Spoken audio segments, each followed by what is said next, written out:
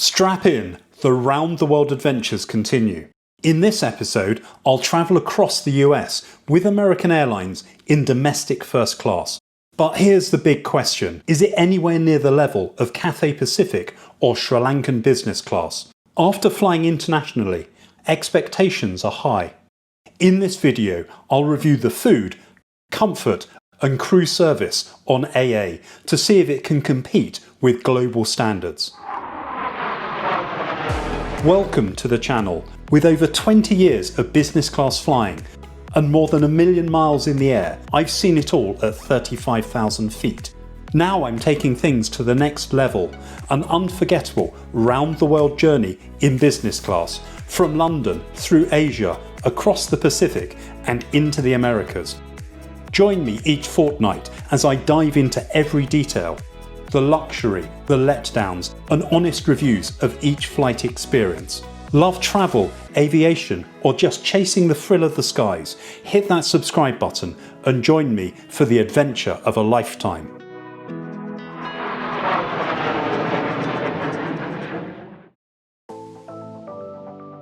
My journey started at Los Angeles International Airport, Terminal 4, for the first flight of the day across the US to Miami.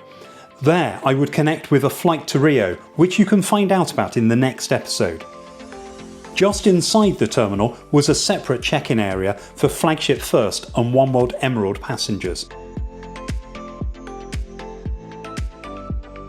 It was inside a private office with seating to one side. This was useful as the check-in process was fairly slow. The checked baggage allowance was 2 bags, each weighing up to 70 pounds or 32 kilos, with maximum dimensions of 62 inches. That's the height plus width plus depth of the case. My bags were checked through for the connecting flight and tagged as priority. American Airlines operated 8 flights between LA and Miami on the day I flew. All checked in, I was then escorted to the front of the security line, which was up escalators from check-in. There were modest queues at security, which I was fast-tracked past. After security, there were good views out over the airport apron. From security, you went down escalators into a warren of underground passageways to reach the Flagship Lounge, which was available for international and transcontinental first and business class passengers. Just inside the lounge was a waiter offering glasses of champagne. The lounge seating was fairly standard.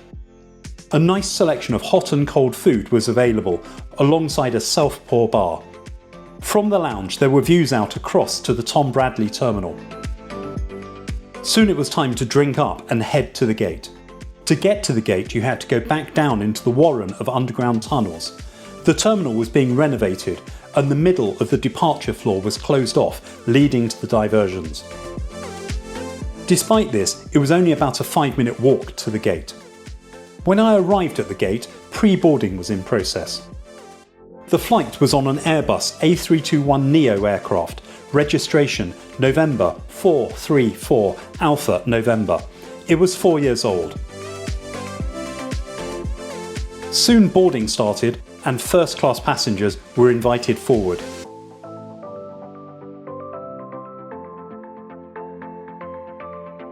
First class was in the front section of the aircraft with 20 seats in a 2-2 configuration. I was in window seat 3 Alpha. The cabin was fully occupied. The seat had a width of 20 inches. It could recline by 5 inches.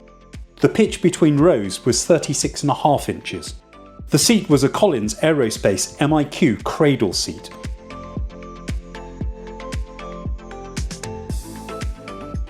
Between the pairs of seats was a fixed cocktail table.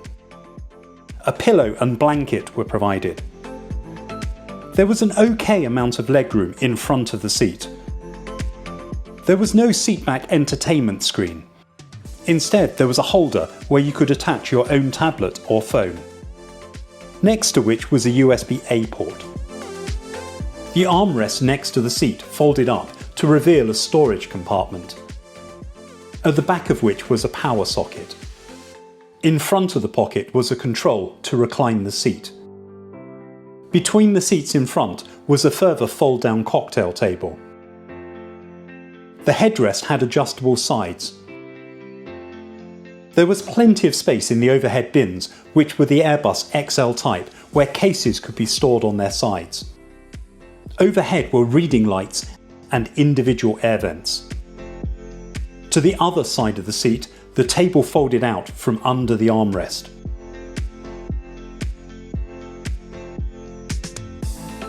It included another holder for your tablet or phone.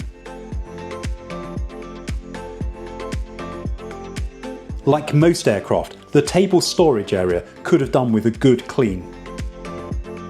Yet another cocktail table pulled out between the seats.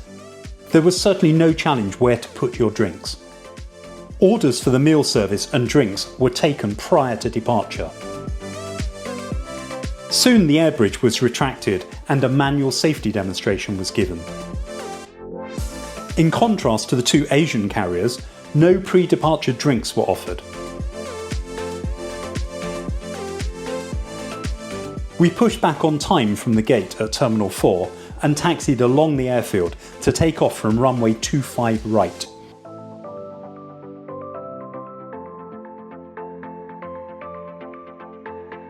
We arrived at the runway at 12:38 p.m.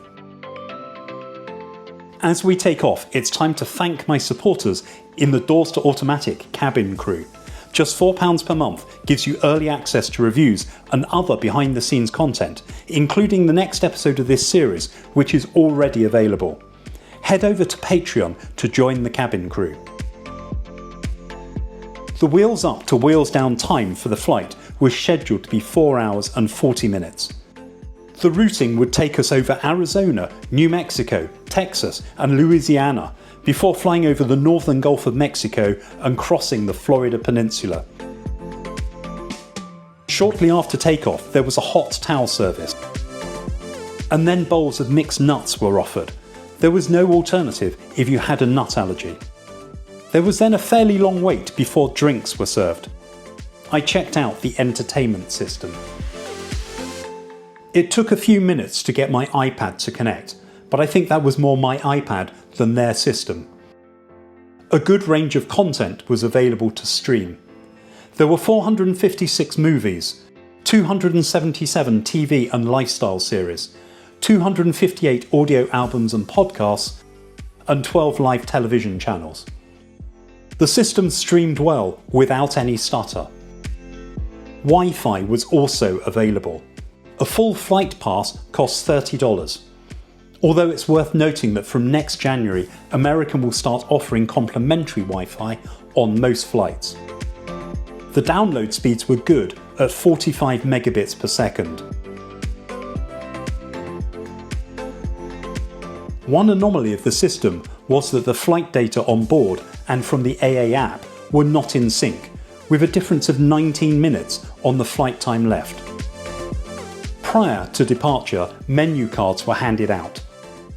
There was a starter, which was a tomato and cucumber salad, alongside a second salad of seasonal greens.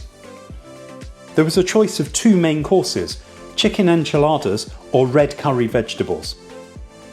Dessert was either an ice cream sundae, cheese plate or chocolate lava cake. Theoretically, you could pre-order the main course in advance of the flight, which offered a couple of extra choices.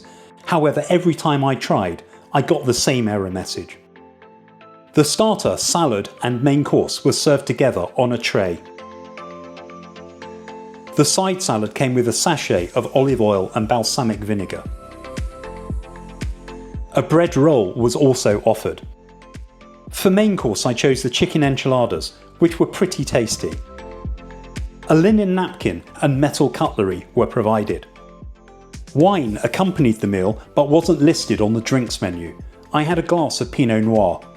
The drinks menu included spirits, whiskies, liqueurs, beers, soft drinks, coffee and tea. There was quite a long delay before dessert was served. I chose the ice cream sundae. Overall, the meal was okay with a good main course and dessert. However, it would have benefited from a little more variety rather than a salad starter and a side salad. With the seat in front reclined, it was not easy to get out. There was one toilet for first-class passengers at the front of the aircraft.